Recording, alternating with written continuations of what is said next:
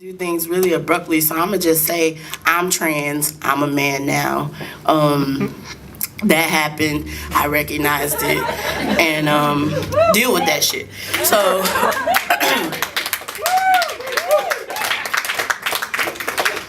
I'm also unapologetically black, as my shirt says, and queer. So, and that was my partner that closed us out, and she's beautiful and intelligent and great.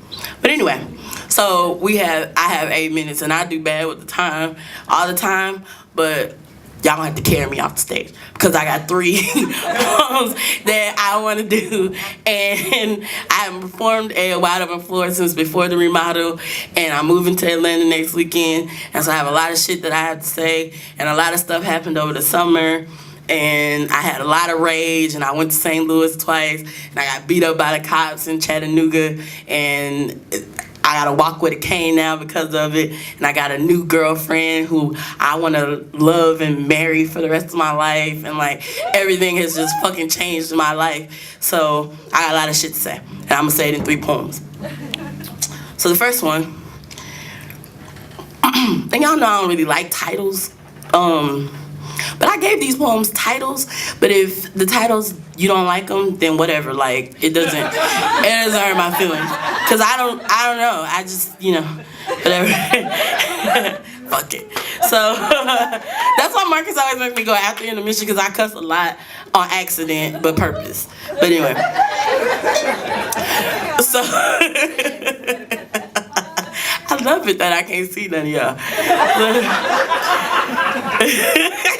Look at y'all laughing so hard. Okay, I'm gonna start because I am gonna run out of time and Marcus is gonna be mad. So It's my last go, baby. Alright.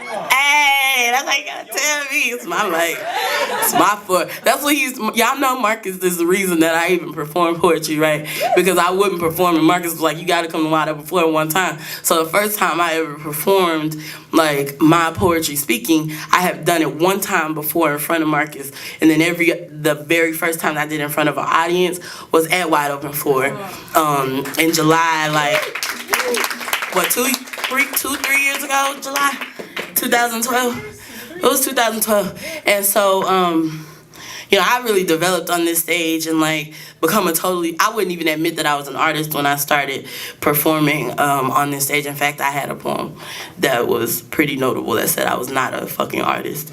So here we are. So it's fitting that I performed tonight. But I'm down to come back from Atlanta to go to Wide Open Floor, wherever it's at, because I love Angela and Derek. But anyway, here we go. I'm calling this my introduction.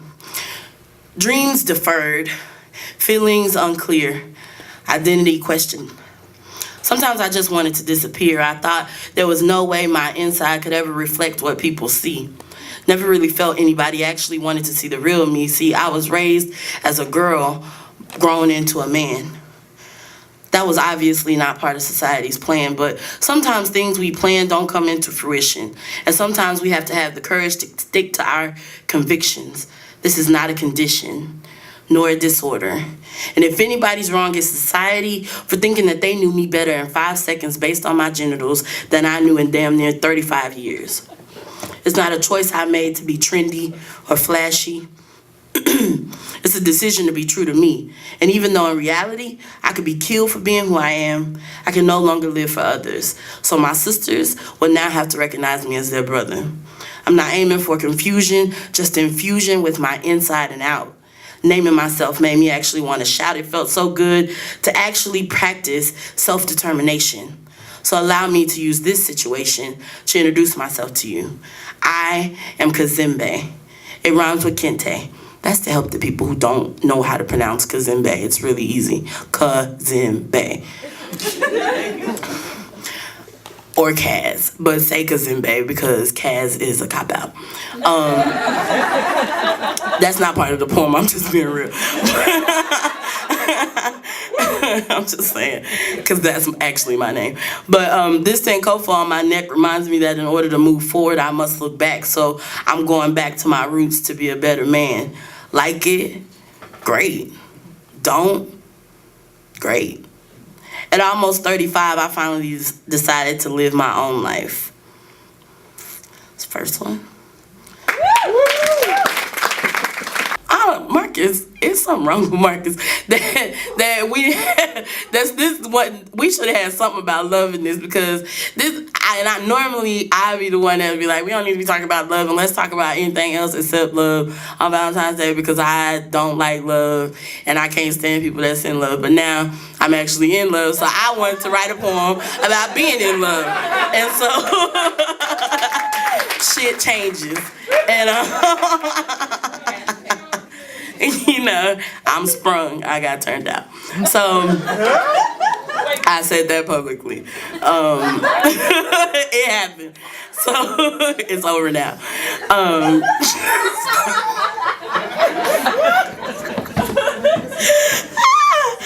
Okay, so anyway, this I said that out loud. So the truth comes out, evidently, at the microphone at Barking Legs. But this is called Loving You. Trying to quantify my love for you is impossible. Understanding why you love me is even harder. But loving you is as easy as fish swimming in water. See, I was born to do this. Guess that's why I'm so good at it. Like putting my proverbial foot all up in it. I mean, I used to say I was married to the movement. Now, I'm itching for the day when it's time to combine our last names. See, with you, nothing's the same with you. And whoever's to blame for you being in my life, for you being my future wife, I bow down to them. I mean, I worship them because they bless me with a whole new life to look forward to. I will always love you, no matter what you do, no matter where you go. Baby, you got me, and you ain't Ibadu, and I ain't the Roots. But we planting our own seeds. Some might see it as us doing good deeds, but that's just who we are. And no, it didn't take a fancy car. I didn't have bankrolls of money. I didn't have the most, and don't have the most stylish clothes. But you still chose me, honey. Yes, I know factually that actually you love me for me, even as that person changes and grows, from when my first peach fuzz begins to show until my outside matches what's inside my head. I know life's worth living every morning I wake up in bed and stare into those big, beautiful brown eyes. You are the prize I didn't compete for, the trophy I didn't earn. You are the treasure I found in the woods in South Carolina. The night was dark. The ground was soft. The air was wet. A perfect scene to begin a beautiful queer black love right in the arms of Benzette.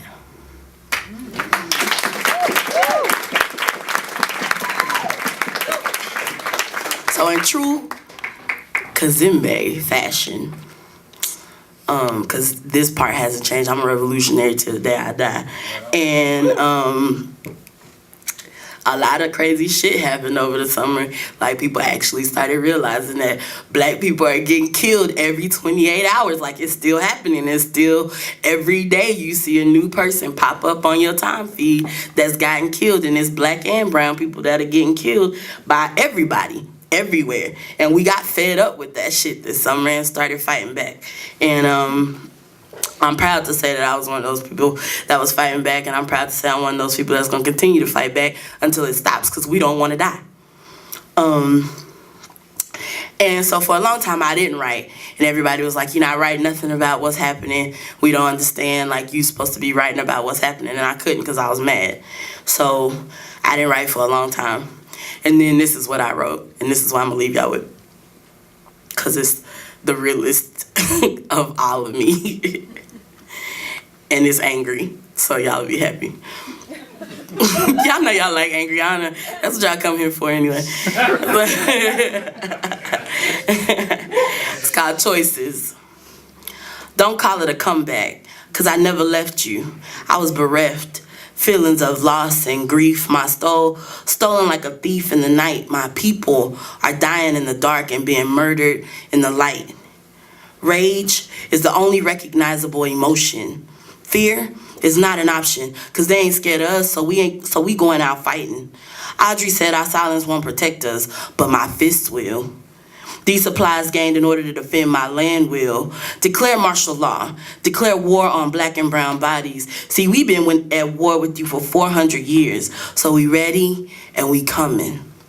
You might not hear us. You might not recognize us when you see us. It might seem like you're dreaming, and when we come, you just might be.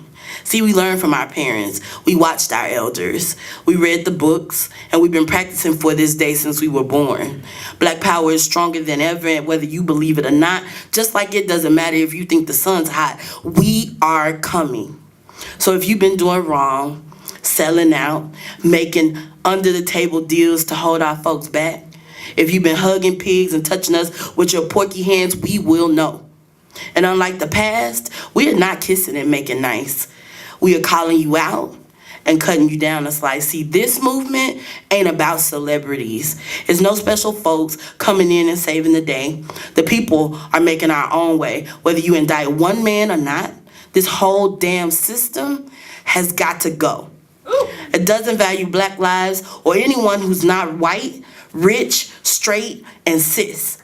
And we are sick and tired of being sick and tired. And the days of being principled, nonviolent pacifists has expired. We are taking control of our streets and our communities and yanking our destinies out of your hands. It was never yours.